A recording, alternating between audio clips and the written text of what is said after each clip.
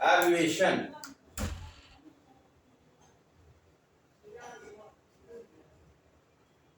Sign of abbreviation, लाघव चिन्ह।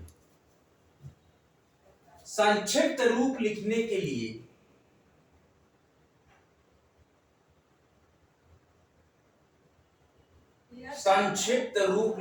लिए लाघव चिन्ह का प्रयोग होता है। लाघव चिन्ह का प्रयोग होता है। जैसे कि ये है क्या लाघव चिन्ह, ये ऐसे शून्य जैसा बना रहता है थोड़ा सा, जैसे क्री प उ, इसका मतलब क्या हुआ, क्रीप और शॉर्ट में लिख दिया ना, तो इसका मतलब है कृपया पृष्ठ उलटिए। कृपा का मतलब हुआ कृपया पृष्ठ उलटिए, तो ये लाघव चिन्ह का प्रयोग हुआ है, शून्य जैसा दिखता है। साइन ऑफ एब्रिविएशन, जैसे प न नी, पटना नगर निगम, तो ये लाघव चिन्ह में इसको शॉर्ट में प न नी शून्य जैसा दिखता है, चिन्ह इसको लगा देते हैं, इसका मतलब शॉर्ट फॉर्म में ये होता है। Hello guys, welcome on your YouTube channel कॉमचेरिया। Study hard get success, study harder and harder achieve your goal. हमारा महत्वपूर्ण टैगलाइन है स्टडी सिलेक्शन पर। फ्री एजुकेशन वर्ल्डवाइड के इस महत्वपूर्ण चैनल पे हम राजस्थान जुडिशियल सर्विसेज सिविल जज कैडर 2024 के लिए हिंदी व्याकरण के 15 नंबरों के लिए यहाँ पर लेक्चर दे रहे हैं। साथ ही साथ हमारा उत्तर प्रदेश समीक्षा अधिकारी, सहायक समीक्षा अधिकारी, उत्तर प्रदेश लोक सेवा आयोग आयोजित जो परीक्षा 22 दिसंबर को निर्धारित हुई है कैलेंडर में उत्तर प्रदेश लोक सेवा आयोग के, उसके लिए 60 नंबर के प्रीलिमिनरी एग्जाम का मेंस एग्जामिनेशन के लिए हम हिंदी व्याकरण, अनिवार्य सामान्य हिंदी और हिंदी वैकल्पिक के महत्वपूर्ण लेक्चर्स लेकर आए हैं। जो विद्यार्थी नए हैं कृपया चैनल को लाइक कर दें, सब्सक्राइब कर दें और वीडियो को शेयर करें और कमेंट करें वीडियो पे। लाघव चिन्ह हमने पढ़ा कि संक्षिप्त रूप लिखने के लिए लाघव चिन्ह का प्रयोग होता है। ये इस प्रकार का शून्य जैसा छोटा सा चिन्ह होता है जो शॉर्ट फॉर्म में, जैसे क्री प उ, तो कृपया पृष्ठ उलटिए, ये शॉर्ट फॉर्म को लॉन्ग किया गया तो शॉर्ट फॉर्म में जो लाघव चिन्ह लगाते हैं शून्य जैसा, जैसे प न नी, तो पटना नगर निगम, तो इसको हमने शॉर्ट फॉर्म में लिखा। अगला जो हमारे पास विराम चिन्ह का यानी पंक्चुएशन का जो फॉर्म है, लोप चिन्ह, ये 13वां जो हमारे पास है पॉइंट पढ़ने के लिए, लोप चिन्ह। लाघव चिन्ह 11वां था, 12वां था और 13वां हमारे पास जो पंक्चुएशन है विराम चिन्ह वो है, और लास्ट है विराम चिन्ह, इसका है mark of omission. Mark of omission, mark of omission मतलब लोप चिन्ह। लोप चिन्ह का मतलब जैसे dash dash dash dash dot dot होता है कि इसके आगे हम कुछ कहना चाहते हैं, तो जब वाक्य या इसको इलैबोरेट करते हैं, जब वाक्य या अनुच्छेद में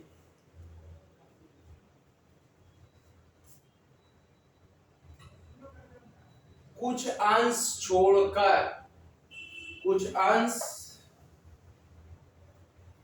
छोड़कर लिखना हो तो लोप चिन्ह का प्रयोग किया जाता है।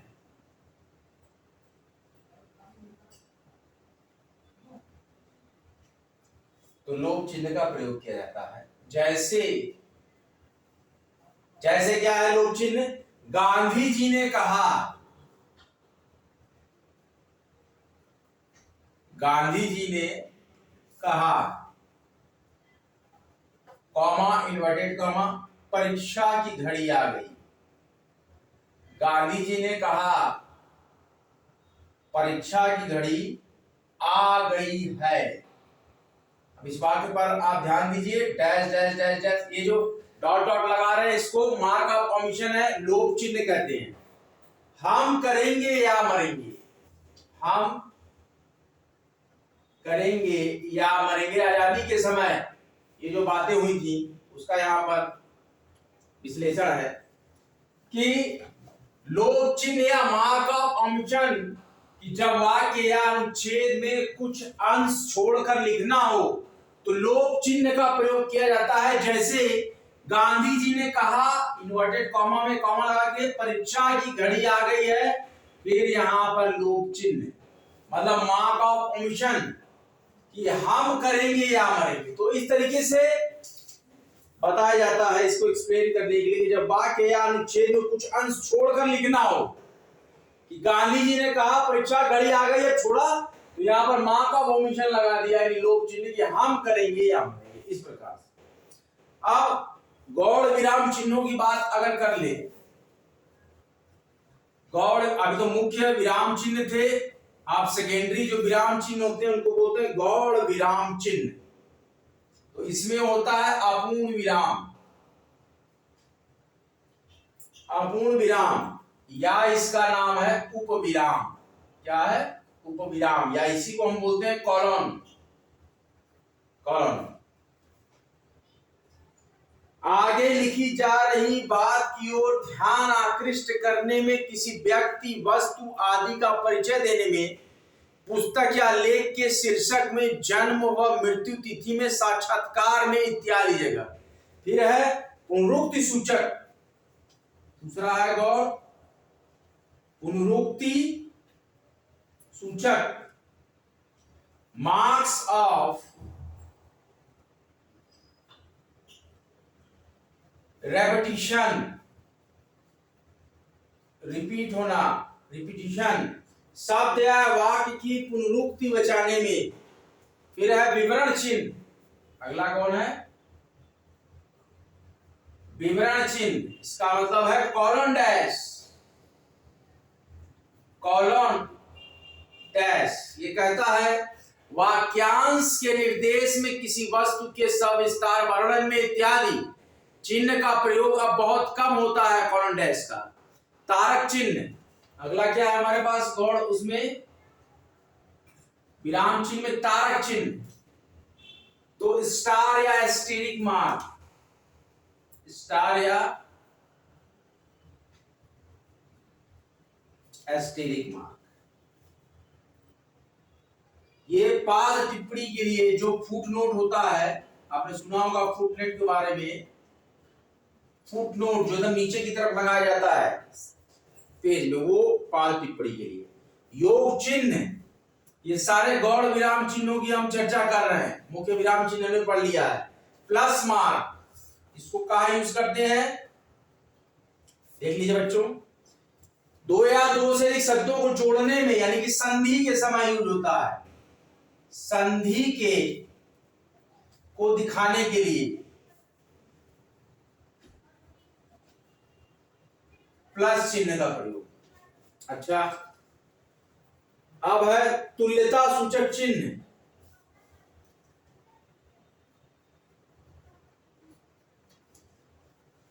देख लीजिए बच्चों, अपूर्ण विराम या उपविराम, ध्यान से देखिए, ये वाला कॉलम। फिर पुनरुक्ति सूचक, पुनरुक्ति सूचक, मार्क्स ऑफ रिपीटिशन, ये। फिर विवरण चिन्ह, विवरण चिन्ह ये वाला कॉलम के साथ डैश। तारक चिन्ह स्टेरिक, एस्टेरिक, ऐसे स्टार स्टेरिक जैसा। योग चिन्ह, योग चिन्ह संधि को दिखाने के लिए प्लस, देखते जाइए बच्चों। तुल्यता सूचक चिन्ह मतलब कि ये बराबर का निशान। इक्विवेलेंट मार्क, ध्यान दीजिए बच्चों, बहुत ही इंपॉर्टेंट टॉपिक चल रहा है। इक्विवेलेंट मार्क कि जब समानता सूचित करने के लिए, संधि समास को दिखाने के लिए, संधि एवं समास को दिखाने के लिए, संधि एवं समास को, बहुत ही इंपॉर्टेंट टॉपिक ये चल रहा है। जो इसको मिस करेगा उसको हिंदी वोका का कुछ नहीं समझ में आएगा। संधि को दिखाने के लिए प्लस मार्क, तुल्यता सूचक चिन्ह यानी कि इक्विवेलेंट मार्क किसके लिए है? ध्यान दीजिए, संधि और समास को दिखाने के लिए। किस प्रकार से? समानता सूचित करने के लिए। और तिर्यक रेखा ऑब्लिक या स्लैश इसको कहते हैं। तिर्यक रेखा, ऑब्लिक या स्लैश, ये भी एक तरह का गौड़ विराम चिन्ह है। ये ऐसे लगाया जाता है बस। या अथवा के अर्थ में कविता की पंक्तियों को अलग करने में, या अथवा के अर्थ में, या अथवा के अर्थ में ऑप्शन जब आता है राम या श्याम, उसको स्लैश लगा देंगे उसके नीचे। गोली यानी बुलेट, बुलेट का चिन्ह हाईलाइट करने के लिए कोई चीज को, जैसे कि जब हम ऐसे डॉट को डार्क कर लीजिए, जब मुख्य वार्ता तथ्यों को सारांश रूप देने में, तथ्यों को सारांश रूप देने में, यानी कि किस प्रकार का, मुख्य बातों को। अब समाप्ति सूचक चिन्ह फिनिश मार्क, देखिए लास्ट है गौड़ विराम चिन्ह में समाप्ति सूचक चिन्ह, समाप्ति सूचक चिन्ह है फिनिश मार्क। जब यहां फिनिश हो जाएगा, फिनिश को सूचित करेगा, बताएगा, जैसे कि होता है फिनिश मार्क में ऐसा, फिर साइन ऑफ एब्रिविएशन, फिर dash, dash sign of abbreviation dash, मतलब लागू चिन्ह लगा देंगे डैश के साथ बीच में। तो या तो फिर ऐसा बुलेट 3 बार, बुलेट साइन, या तो फिर 3 बार एस्टेरिक, ये भी लास्ट का सीन है, या तो 3 बार आप स्क्वायर बना दीजिए। तो ये जैसे कि ये सारे चले आ रहे हैं, अब इसके बाद ऐसे एस्टेरिक कर दीजिए, ऐसे एस्टेरिक कर दीजिए, ऐसे, मतलब यार खत्म हो गया स्टेटमेंट। तो ये है समाप्ति सूचक। लेख या पुस्तक की समाप्ति का बोध कराने में, मतलब लेख की समाप्ति, लेख या पुस्तक की समाप्ति को बोध कराता है, बोध कराने में। अब आइए आप लोग अपने रिवीजन बुक निकालिए, एक बार हम रिवीजन दे देते हैं पूरा, उसके बाद फिर हम लोग आगे बढ़ेंगे। बहुत इंपॉर्टेंट आज विराम चिन्ह पंक्चुएशन को हम यहाँ कंप्लीट करना है सक्सेसफुली।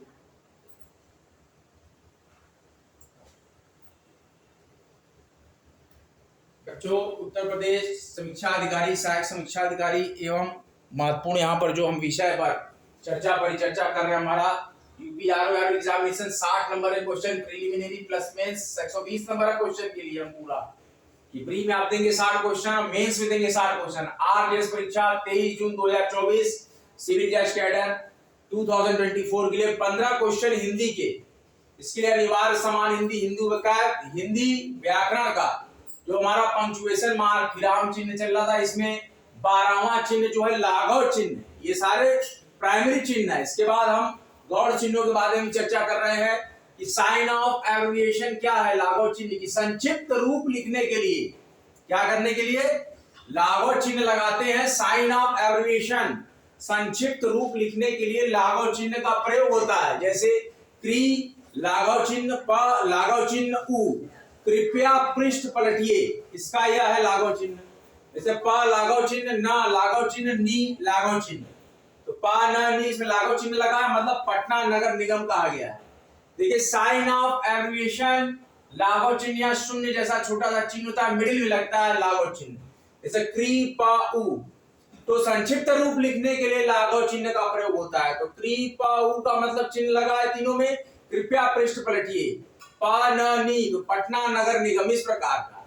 लोप चिन्ह मार्क ऑफ ओमिशन, इसी की डॉट डॉट डॉट डॉट ऐसे ब्रेक होता हुआ, जब वाक्य या अनुच्छेद में कुछ अंश छोड़कर लिखना हो तो लोप चिन्ह का प्रयोग, जैसे कि गांधी जी ने कहा इन्वर्टेड कॉमा में परीक्षा की घड़ी आ गई, अब लोप चिन्ह मार्क ऑफ ओमिशन हम करेंगे या मानेंगे। अगला है गौड़ विराम चिन्हों की चर्चा करेंगे कि जो सेकेंडरी विराम चिन्ह हमारे होते हैं कि उसमें अपूर्ण विराम या उपविराम कॉलन कहलाता है।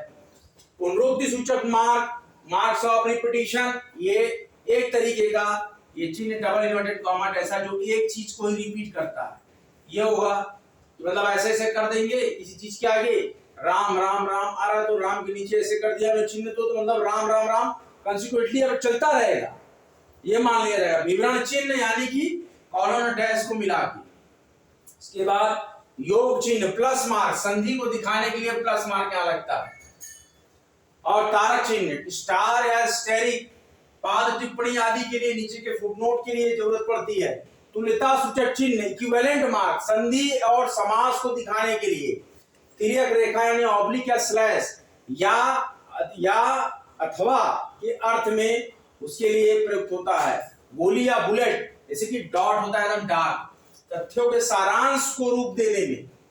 और समाप्ति सूचक चिन्ह फिनिश, जैसे कि ऐसे ऐसे 3 बार कट कर दिया स्टार तो ये फिनिश हो गया, ऐसे ऐसे 3 बार बुलेट लगा दिया तो ये भी फिनिश का साइन है, ऐसे 3 बार स्क्वायर बना दिया ये भी फिनिश का साइन है। मतलब कि तथ्य या पुस्तक की समाप्ति के बारे में बताता है, ये होता है फिनिश मार्क।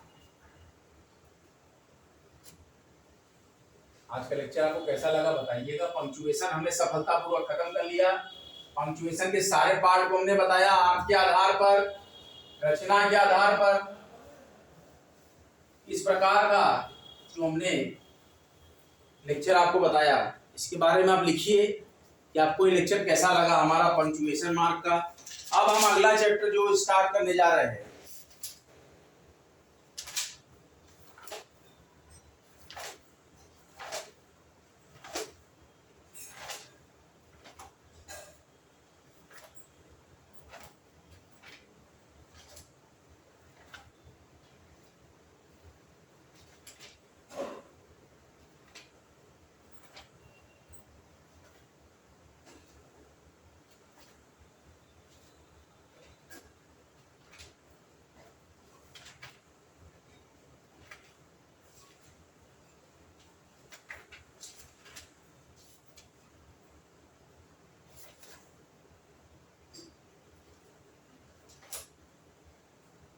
समास पढ़ेंगे।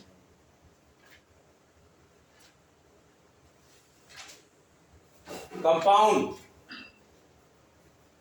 हमारा जो अगला चैप्टर स्टार्ट होगा वो समास। कंपाउंड समास के बारे में चर्चा। दो अथवा दो से अधिक शब्दों का मेल, दो या दो से ज्यादा, दो या दो से ज्यादा शब्दों से मिलकर बने, दो या दो से ज्यादा शब्दों से मिलकर बने हुए नए सार्थक शब्द, हुए नए सार्थक शब्द को समास कहते हैं।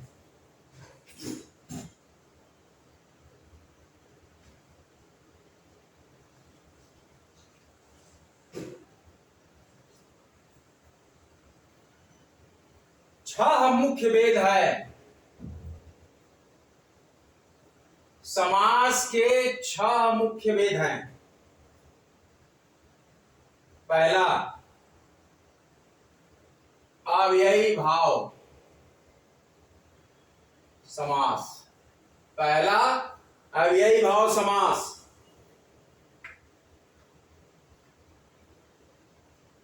Adverbial compound, adverbial compound.